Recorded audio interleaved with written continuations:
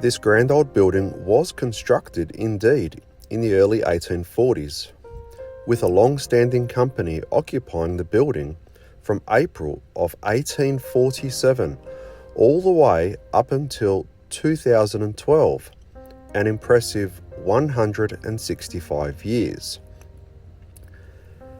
Although the building has retained many of its original features throughout its life, let's hope this is the case moving forward. Recently, local council has approved a development proposal of new use for the building, comprising of mixed use of accommodation and a function centre. The building will be transformed into a tourist and visitor accommodation comprising of 26 hotel rooms, including 9 upmarket serviced apartment rooms, a reception, gallery, lounge, bar, and a dining hall. Fortunately, the development will hold onto and preserve the aesthetic elements which will contribute to the historical aesthetics of the surrounding area.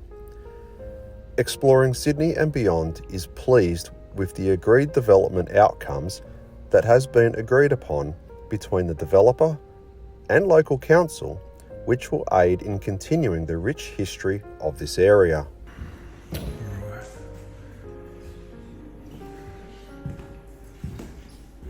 Now I'm in the building with Abandoned Angel. She's exploring the downstairs area first, and that's why we've got the upstairs all to ourselves.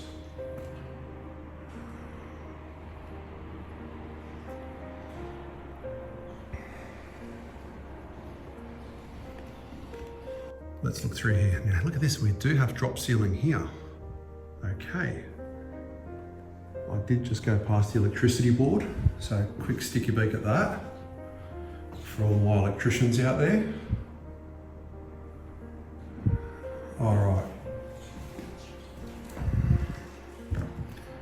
I'll just poke the camera from this side. Okay.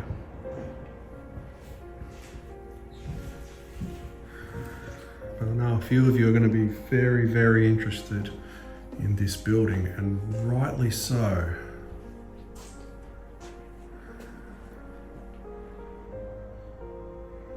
So these offices here have been a little bit modernized. Oh wow.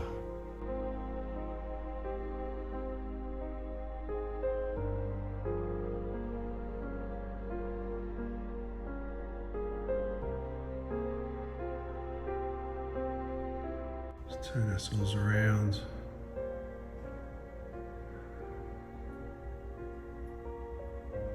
You can see all the, they look like tree roots, or are they vine roots? So, I don't know if you can see it in the light. Just put the torch up there. Have a look at all that. It's all growing through the roof. Yeah, I can see outside now. Might be difficult with the glary light, but you can see those vines out there. They're growing straight through the building. So this looks down to the lower level.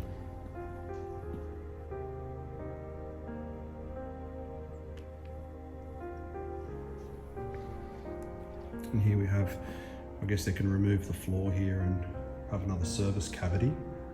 And we've got a winch system there that they can raise and lower whatever they're lifting. So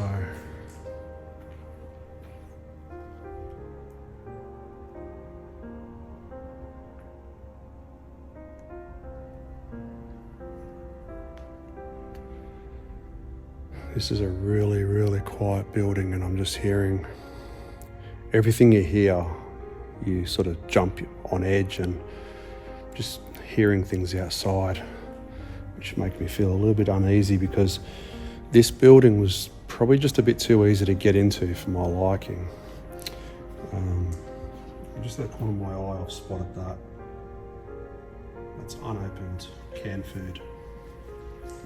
So we've definitely got someone staying here overnight.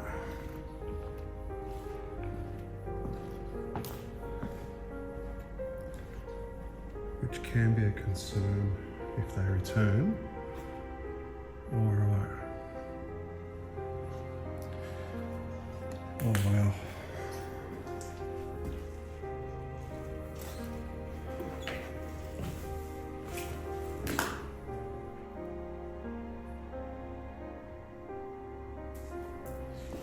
I'm on this side of the building by myself, so you always got to be extra vigilant when you're on your own.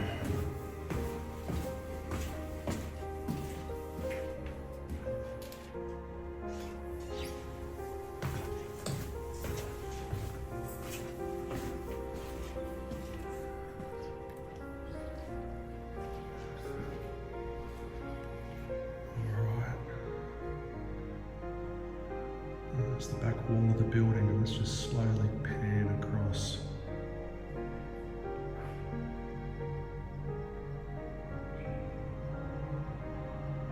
Wow. Look at those massive I-beams that are supporting the upper concrete floors. Absolutely huge.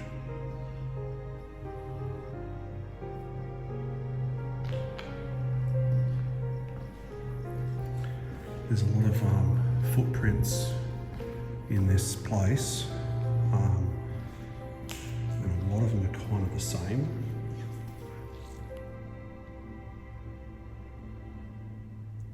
Which tells me there's regular activity in here. So, now some of you may have already figured out that this is a newspaper, well, I'll call it a factory, but I think there's a combination of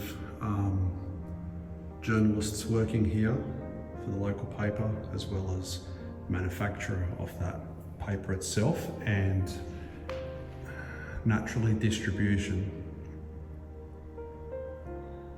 So, if you do know the location, please don't put it in the comments for me. This building, we really need to preserve this place. We don't want any further damage to succumb to this building. Now, I'm just looking over here.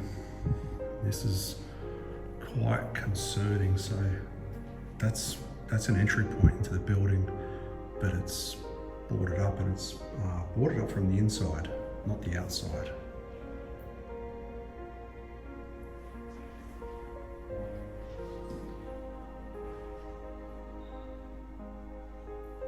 Okay, I think we're about to run into Abandoned Angel. I can see another torchlight coming towards me.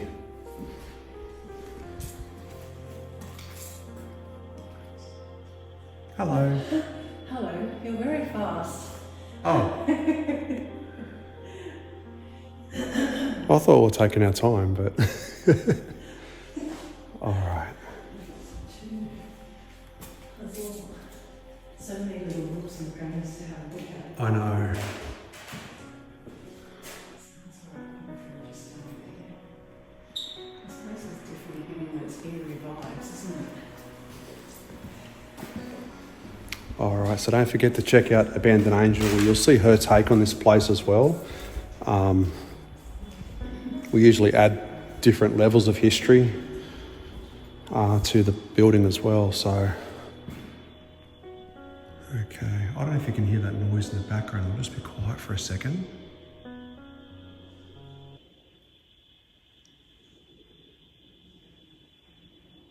I don't know if you can hear that, but it almost sounds like a broken alarm siren, but it was going off when we came into the building.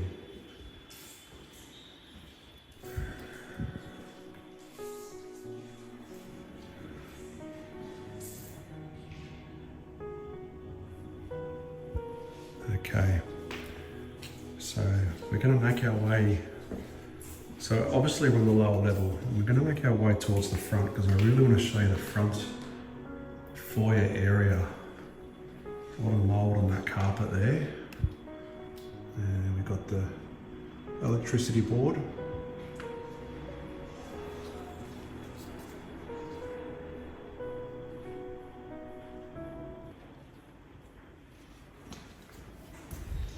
I'm hearing a lot of voices coming through. I hope they're not coming inside. So before they do, let's get into this room. I want to show you this.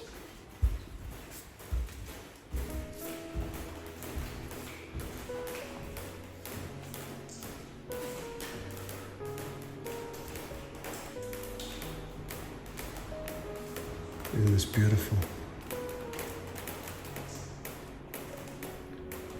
Fireplace.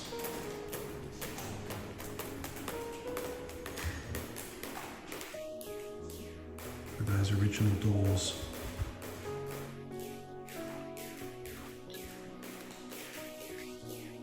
You can see those cornices there. Beautiful architecture. And then we've got the staircase.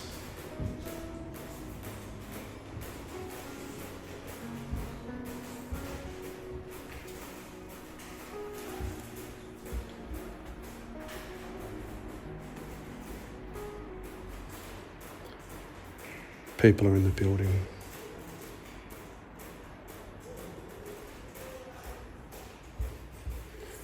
We're just going to check on Angel.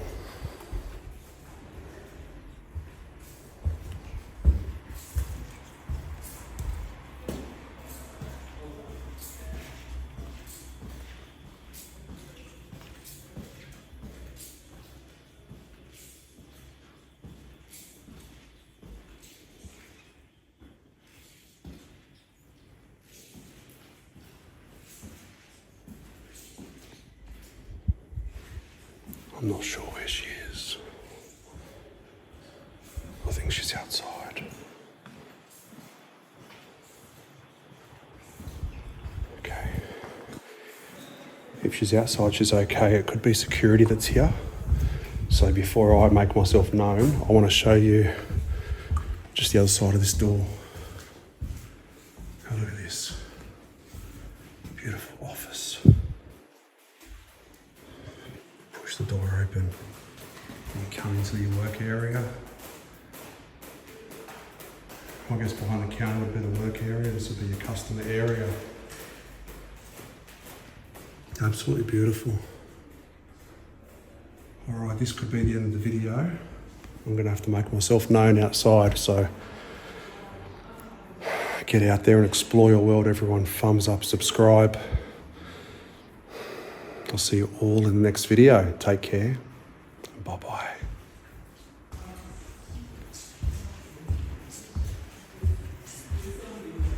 How you going, mate? Hey, how are you? Yeah, not bad, eh?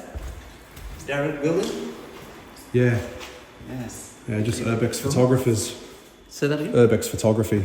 Okay. We just do photography, yeah. Yeah, no, Are it's you good. just checking it out, or are you Yeah, a look, caretaker? I'm not. No, I'm just curious. I saw the sort Okay. of gap between the buildings, Hello. and the door was open. I'm very interested in derelict buildings and the Yeah, sort of time yeah. warp that you enter when you come into these places. No, eh? absolutely. And And that's you know, totally what I'm into. So You photograph derelicts, yeah. yeah, photograph, Buildings. video. So Excellent. No, it's good. I find this sort of stuff is spooky, but it's very Yeah. appealing as well to walk in and Yeah, you no. don't know what you discover, eh? that's right. No, I absolutely love it. So Yeah, it's good. so you've ran into my friend. Your friend? You've ran into my friend? No? Okay. No. We just came up the gap there, and That's okay, We were just alright. taking a few pictures outside, and then Yeah. I saw the opening. I thought, I'll just stick my head inside. Yeah, no, because that's I've done okay. this in other places as well. Yeah, you know? yeah. There's Yeah. another lady in the building as well. So Okay. Yeah, you got to be careful Are as you well. using it as an art space? we do photography and filming Yeah, for abandoned places. So we both run a YouTube channel, and Yeah. Right. we showcase all this sort of stuff. Good. Wow. Good. What's your YouTube channel then? So mine's Exploring Sydney and Beyond, Okay. Okay. and Interesting. my colleague is Abandoned Angel. Interesting. Right. There's a few Yeah. sites like that, isn't there? There's more than you can ever derelict imagine. Yeah. Wow. Yeah. There's an amazing book called Lost Glories that Yes. I used to have of Sydney, well, actually Australian architecture that Yes. has been lost over the years. So Yeah. I think documentary of this style of architecture is really important. Yeah, it is, and saving it's important as well. And I always ask my viewers, please don't put, if you know the place, please don't put it in the comments, and I'll typically remove it if I see it, because I don't want, I don't mind people coming here to look at it like I do, but unfortunately you got a lot of teenagers and young kids that watch our channels as well, and they try to find out where the places are, and they come here and they just destroy it. Of course, and I've actually seen that myself. I check out a lot of derelict places in Darwin, and I find the same thing up there. Yeah, that's right. Yeah, but they can be spooky as well. I mean, some of these places yes, can be haunted. it is. You know? It is, and we do daytime and nighttime. Nighttime as well. So nighttime's out of this world. Yes, the flashlight and the sounds and but you got to in the dark and so you got to pick your places at night, because you can't have flashlights shining out windows to the streets. Of course, because anyone that sees that, they'll naturally call the police. Yeah, so Sure. and Yeah, so it comes with it like an element of risk. Like, it does. You know, No, like it's in the 90s and like early 2000s in Sydney, there were a lot like around the railway yards and in Surrey Hills. Yes. And there were a lot that were, you know, massive abandoned properties that were in there with like beautiful timber work. I know, and thankfully a lot of those have been restored now, and people are living in them. Yes.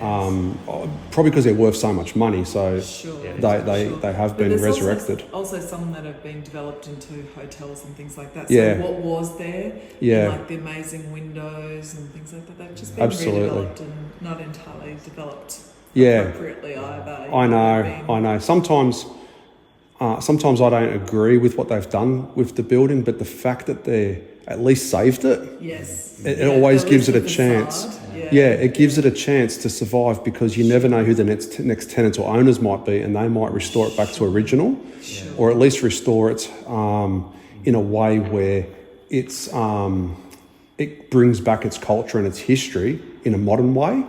Because sometimes with businesses, when they open a place, they've got to adhere to modern fire and safety standards, and that's what can not wreck a building, but it can change it dramatically. And it's interesting. I've just come back from Portugal, and in Portugal, what they're doing is they're almost, because a lot of the buildings, they don't have any like thermal quality. So basically, what they're doing is they're really redeveloping the interior of the building so that it's completely contemporary. So they might turn, like they'll leave the exterior of the structure the way that it is, and you might have visibility out to the old structure, but you're actually sitting in a shell on the interior. So you're actually living almost like an egg on the building. That's really interesting too. That's what I like about this place. They've kept it all original. I mean, obviously there's no aircon and things like that, but there is a section in the middle of the building, probably a managerial section, where they have got drop ceilings and things, which will be for modern lighting and electricity and maybe even aircon. But these parts of the building here is all original, and that's what I love. It's untouched. And you step back in time, not you step back in time warp. That's what I like about it. I just find it very appealing. And most people wouldn't wander in for fear of, No, that's right. What And they would encounter, but you see rats scurrying around. That's it, possums and everything. And it's illegal to carry weapons. So I mean, I don't carry a weapon to defend myself with. Well, you're the one who's sort of so you just down in here as well. So some people might take offence to you wandering in. Well, that's right. So I mean, off camera, I've done a bit of a walk through the building, because if there is someone staying here on hard times, I'd just like to introduce myself and just say, hey, we're here. But we don't mean any harm, and we're just here to take some photos and about half an hour, and then we're going to leave. It's a good way to approach it. So and most of the time they're pretty good with that, because they know that we exist as well, and we know that they exist, and they're just doing the best they can. That you're not there to document them per se. Exactly. Well, there's certainly plenty of people homeless at the moment. There is, and that's why I was edgy about coming in. Yeah, that's right. I don't want confrontation with somebody in that situation. Yeah, that's right. And it's winter, so it's the cold. You don't want to draw attention to them to get them booted out as well. Yes. So that's why I try to be as discreet as possible. And well, we'll leave you to it, mate. Okay. All right. Good to meet you. All right, you too. All the best. Bye-bye.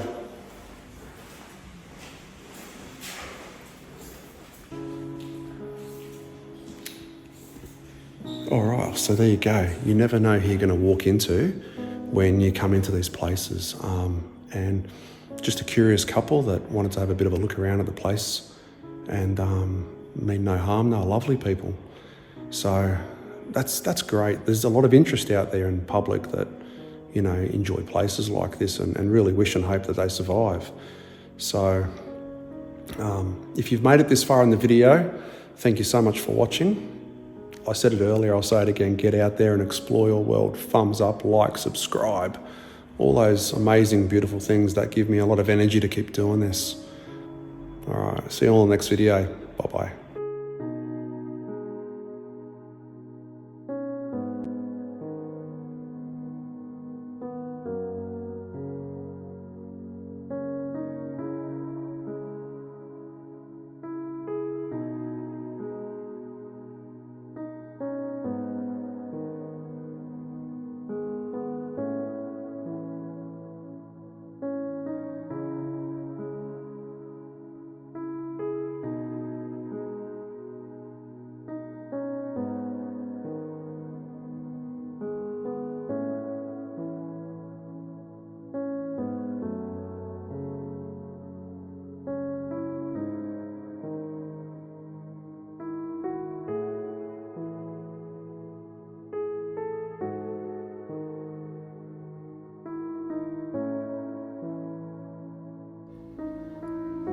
I'd like to take this final opportunity to thank Michael Hatherley from the Facebook group Historical Encounters for his ongoing support to the channel, and I invite you all to visit his Facebook page, a very dedicated person in the subject of all things history, from heritage buildings including those lost but not forgotten, to stories of the past, artefacts, and so much more.